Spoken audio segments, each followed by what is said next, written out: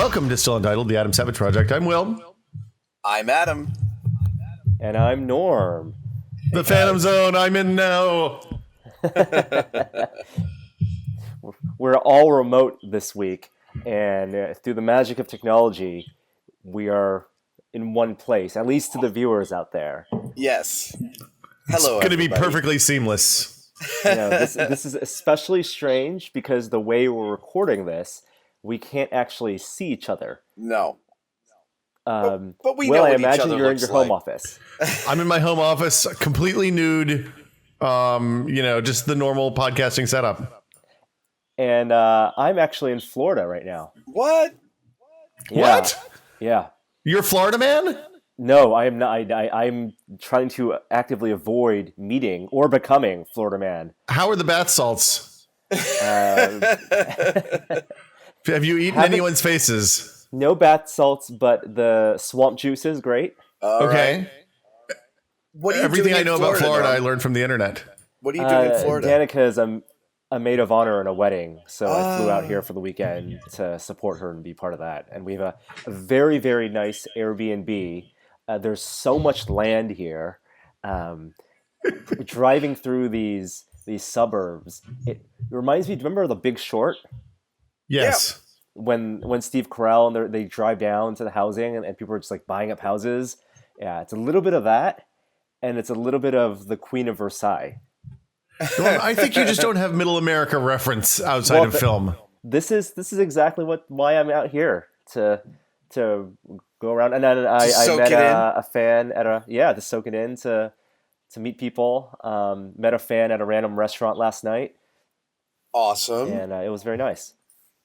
Cool. I am in Dallas, Texas. I performed last night at the famous Austin City Limits Moody Theater in Austin.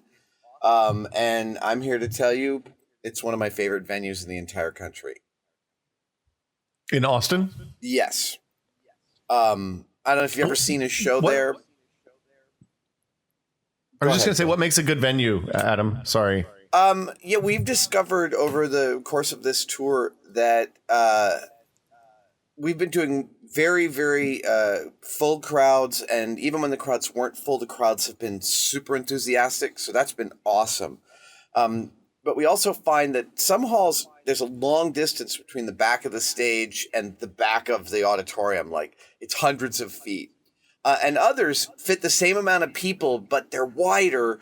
And specifically the movie theater, it's like the distance from the stage to the back of the house is got to be not much more than like 80 to 100 feet. It's the Moody feels like it's right on top of you, and that's kind of the ideal house for our show. That type of intimacy is phenomenal, both for, I think, the audience, it's like looking right into the show, but also the performers. It feels like the audience is just sitting on top of you in the best way. Like you really hear them. That's awesome. I love it when you feel like you're in on the stage almost, when you're in that kind of a shallow venue. Exactly. A little like the Great American when you're sitting on the balcony up close. Yeah. I don't know if that's the theater that Dave Chapelle performed in, but he just dropped 2 Netflix comedy specials in one night. So it's part of this bigger deal. Nice segue, because Dave Chapelle is performing at the Moody tonight for a 3 or 4 night run. Yeah. Wow. Yeah. That would have been great to see him. But those specials, got to tell you, amazing. And really? The fact that you got 2 hours of completely different sets dropped in one night on Netflix, and a third hour supposed to come later this year, is just like it's a wealth of content. And I watched those 2 specials the same day I watched Get Out, and it somehow felt really appropriate. Did you finally see Get Out? I did. Isn't it awesome? Go ahead, Adam. I said, isn't it awesome, Norm? Oh, yes. Yeah. The movie is unbelievable. So I saw Chappelle perform at the Punchline in San Francisco years ago. At some point, he asked the audience what they wanted to talk about, and they said, "Hey, Mythbusters," and he said, "I don't know what Mythbusters is," and they all pointed at me. And he and I had a little interaction where he asked me what the show was about, and I said what it was, and he said, "What are you guys testing lately?" And I said, "This is years ago, so the Dick Cheney had just shot that guy in the face." Mm-hmm. And I said, "Well, we wanted to do the Dick Cheney shooting, but Discovery wouldn't let us." And then Chappelle did like 25 minutes of brilliant material on Dick Cheney. And it was totally mind-blowing. So I was talking to Chris Hardwick about it later, and Chris has actually toured with Dave. And I said, did he just come up with that material off the top of his head, or did he have it somewhere sitting in his pocket? And Chris said, I have no idea. He said, I toured with him, and I barely heard the same jokes twice. He said, I think it might be that he has a larger roster of material than anyone could possibly imagine, and he can spontaneously cough up 20 minutes of high-quality material on anything you want to talk about at any time. Wow.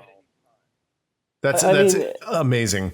That's what I hear about his shows. Sometimes when he was not in Hollywood making TV shows or movies, and he was doing these secret shows, he doesn't allow filming. He's very adamant about that. Yep. No cell phones. But he apparently goes on for like 3 or 4 hours, which is a long, long time for any stand-up comic. Yeah, it really is. And he loves that audience interaction, and it's different than simple crowd work. I've seen that a couple of times, that conversation is something that's really important to him. So this is a weird question, Adam, but Yeah. we met you way after everybody would have known what Mythbusters was. Yeah. How did you explain Mythbusters when you were starting out? He said, what is it? I said, it's a science show on Discovery. We prove and disprove urban legends and popular misconceptions with science. Okay, perfect. That was the elevator pitch. That's really good. That's a good. I love to hear people's elevator pitches. So that's a good one. But what else is going on, Norm? Have you had time to do Florida stuff while you're there? No, I flew in a red eye. I flew JetBlue for the first time and quite enjoyed it. But flew to New York and then to Sarasota, Florida, small town. It's a friendly city. But found a barcade last night that I hung out at and Nice. had some beers and played some video games, and then heading out today to attend a wedding. A lot of traveling going on. We had our team out to meet you, Adam. Joey, Ryan, Kristen, meet you last week when you were in New Orleans. It was awesome. It was great to see Joey and Ryan. Kristen has been a regular presence on the tour in multiple cities for stuff that we've been doing. But that shoot in Austin was really, really inspiring. Both the Children's Science Museum and the Thinkery was totally inspiring. And actually, the director came last night to the show, and so did a bunch of the folks from there. It was great. I really, really loved. So this is sort of part of the same series that we aired for tested viewers about Pittsburgh last week. There's going to be many more of these over the coming months. And it's just, I never get tired of talking to people building maker spaces and getting kids interested in making and getting adults interested in making. It was funny. Joey sent a picture from New Orleans of 3 pounds of crawfish that they ate. Oh my God. Yeah, it was like $3.50 a pound, and yeah. So Adam, the tour, you have like a week and a half left, right? It's coming to a close. Just about 2 weeks. April 10th is when I get home. I'm actually going home tomorrow for 24 hours, just because it's been too long since I've been home. Oh wow! You got to see the dogs, right? See the dogs, I got see to the fam. The dogs. Yeah, no. It's like this as a single run. 7.5 weeks it's a long time, and it's stressful. So I think if we do it again, which we will do it again, it'll probably be more like there'll be a week break somewhere in the middle there. Yeah, hey, so you've been to some of the great eating cities of North America on this tour. New Orleans, Austin. I was going to say Jacksonville, but I don't know what you eat in Jacksonville. Have you had any good meals, notably good meals while you've been out this time, Adam? Actually, last night in Austin, oh my gosh, I'll have to. My assistant's bringing some coffee in a minute, and I will ask where the brisket and sausage came from last night, because last night in Austin, I had some of the best ribs, brisket, and sausage I have ever had in my life as the crew meal at the end of the day. Man. Picture 5 of us on the bus. We are on this bus, 5 men and one woman, and Chelsea, my assistant on the tour, female, was off in the theater taking care of some stuff. So it was 5 of us guys. The brisket arrived, and we stood around the table with forks and just ate meat almost without talking for about 25 minutes. It was pretty frigging bestial. Was it Salt Lick or something like that? Do you know? We'll have to find out and put in the notes. Yeah, I will find out. The ribs had like almost a peppercorn crust that was crispy and smoky, and the barbecue sauce wasn't too sweet. It had a bite to it. The pickles were amazing. It was stunning. All of us were barely talking while enjoying the spoils. So that's usually where the best meal of the day comes from, is we have catering in the theaters, and the catering on our tour is darn fantastic. But the end of the day, after loadout, once the crew has put the show back on the trucks, that's when we get something from a local eatery, and that's often where it's stunning. Do you guys, when you do that meal, do you kind of break down how the show went that night sometimes, or is it like family meal at a restaurant, or is it's get calories?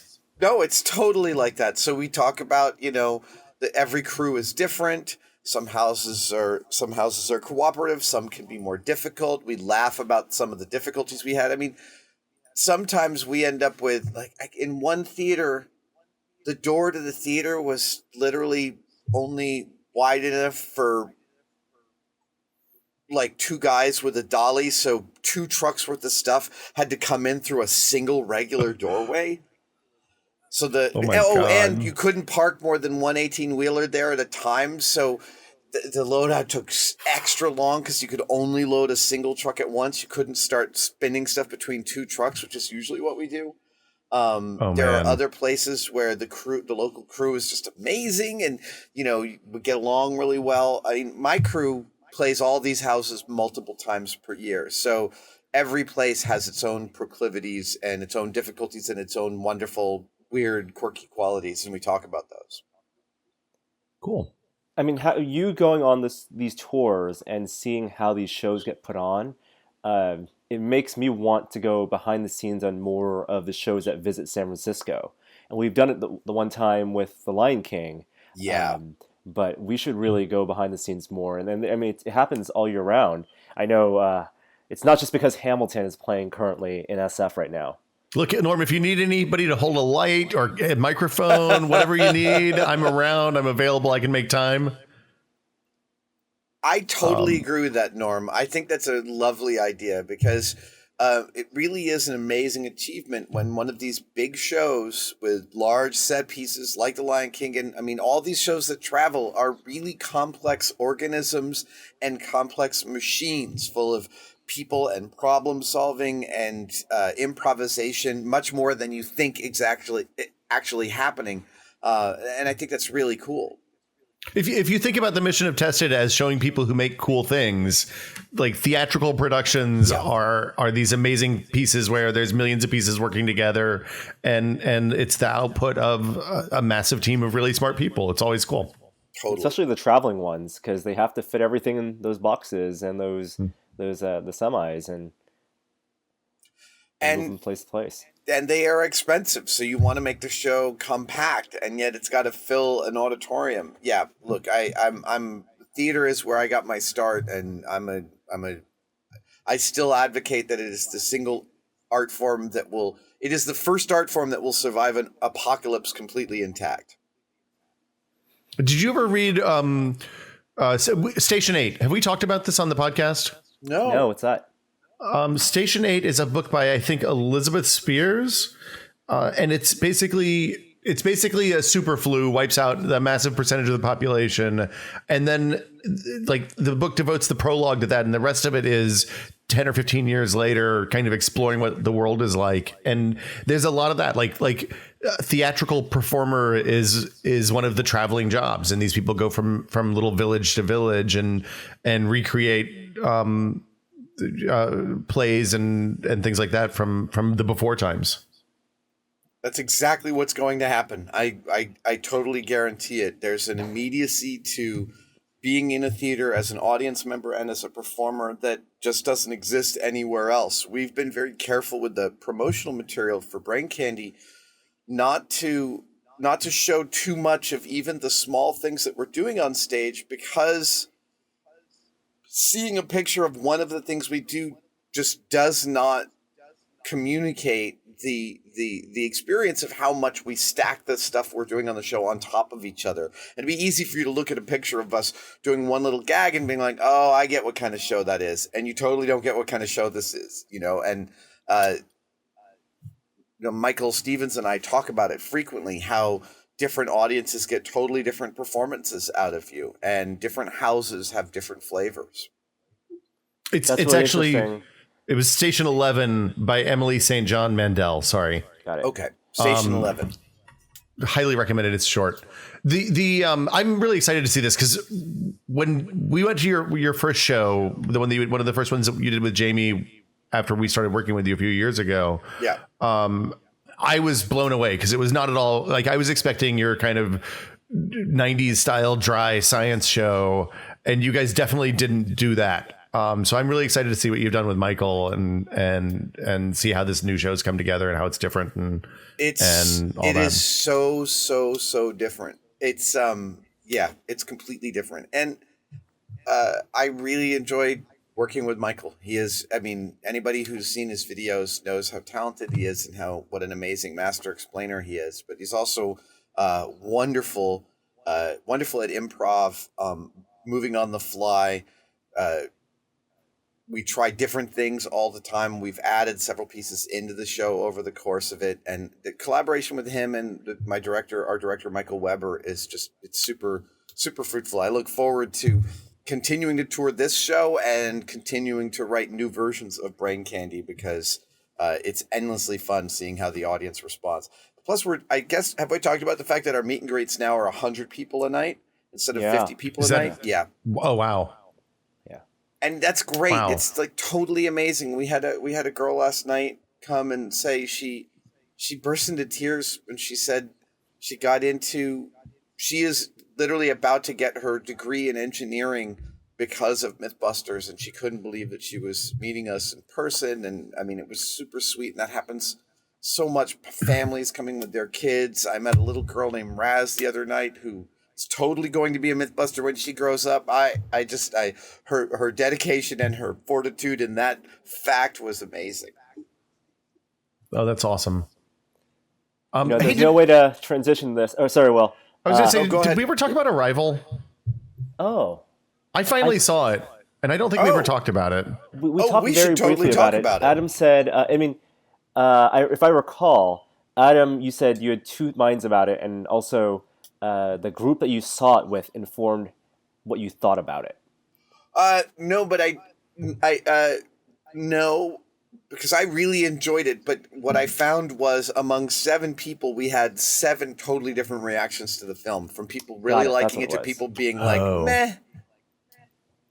I loved it. I thought it was amazing.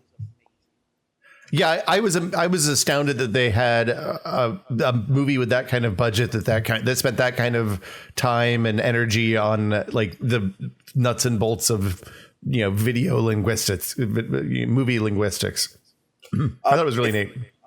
If anything, I thought that several people in my party thought that they did not explicate that section enough, that they did not earn the leap from holding up cards to now we're conversing. It really was like they montaged that, and then it went to exposition and telling you a lot of what you were supposed to understand about that language. But it's difficult. I don't know how they would have written that in, that the revelation of understanding that language. Well, I took that to mean that there wasn't supposed to be, that there was no revelatory moment. It was just a lot of hard work over a long period of time. That I did too. That struck me as Yeah. totally reasonable way to depict what was going on. In Like nuts and the bolts cliche section. would have been that she woke up one morning and had a dream and was like, "Oh, I totally understand it now," and Right, and she went in and was like, and they're like, Yeah. yeah.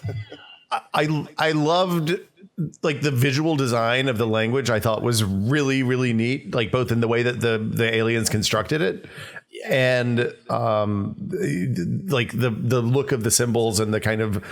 I mean, I assume that somebody did some back work to make it at least structurally interesting and linguistically kind of sound, but I don't know. I thought the story was a lovely, moving story.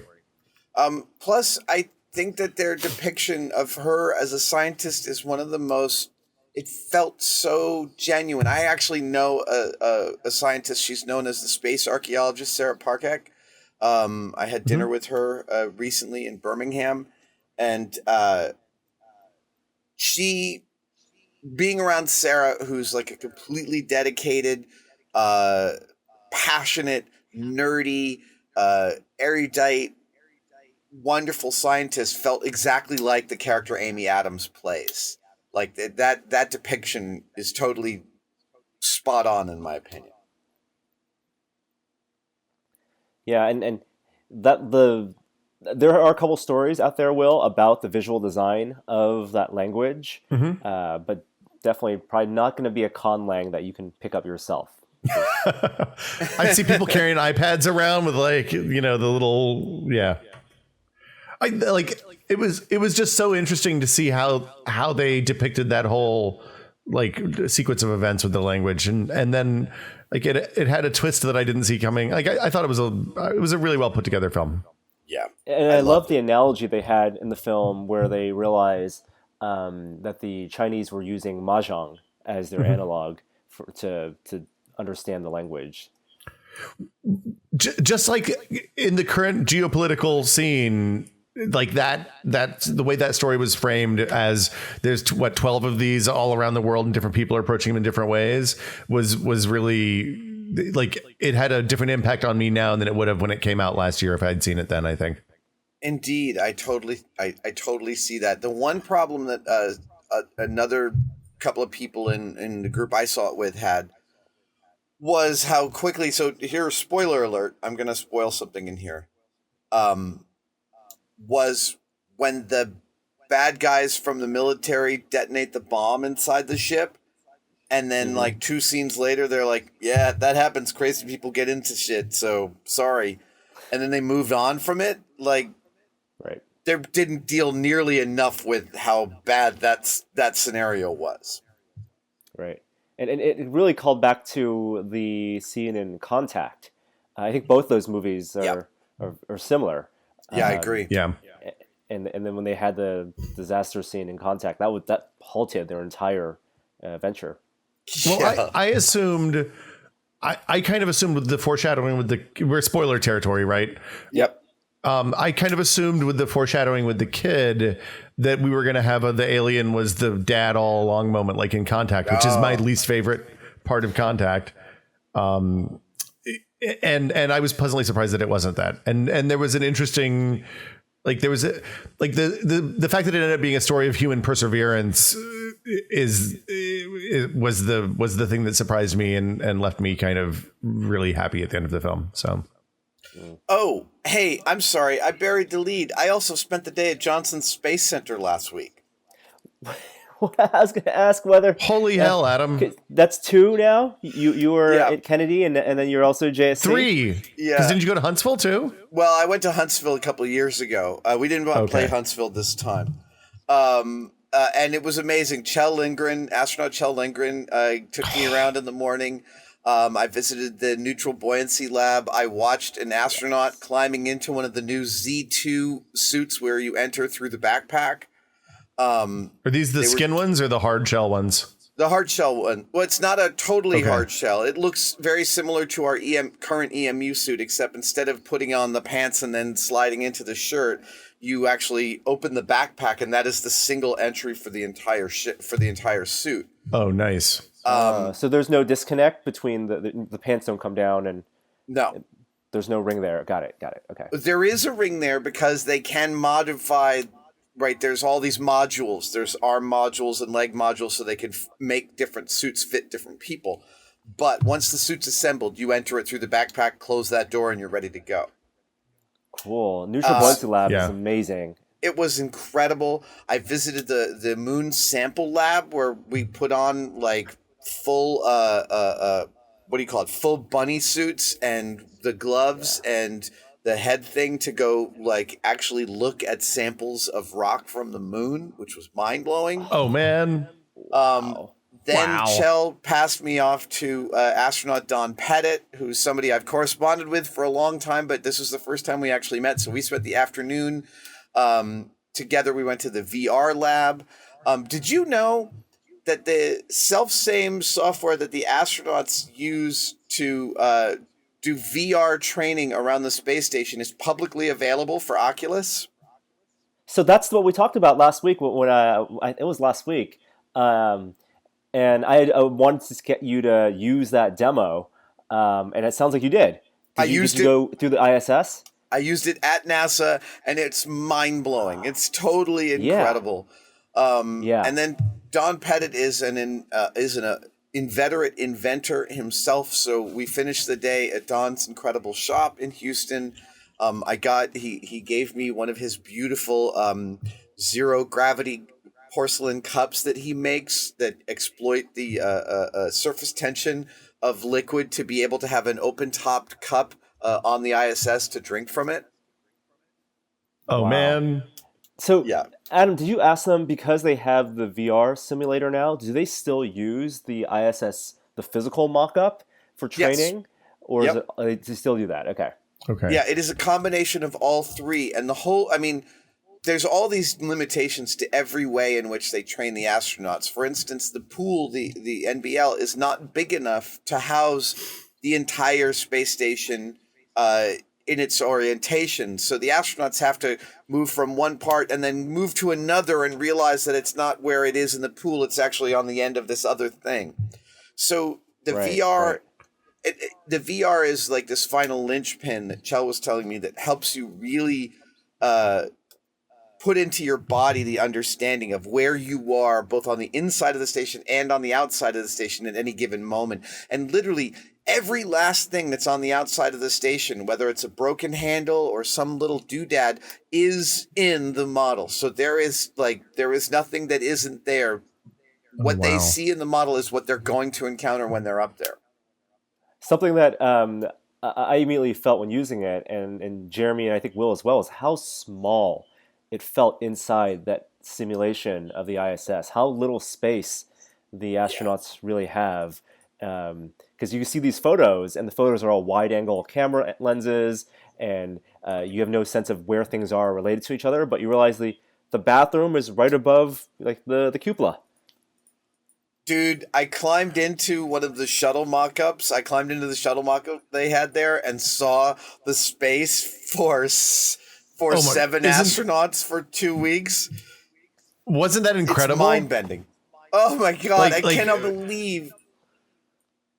You would know each other so well at the end of 7 days. 14 days. They were up there for 2 weeks sometimes. Oh. I know. I sat in one of the toilets. When Norm and I were sitting up in the... Oh, go ahead. Sorry. No, I was just going to say I sat in the toilet and couldn't believe that just a little curtain separates you. I mean, Chell said you get very intimate with everybody.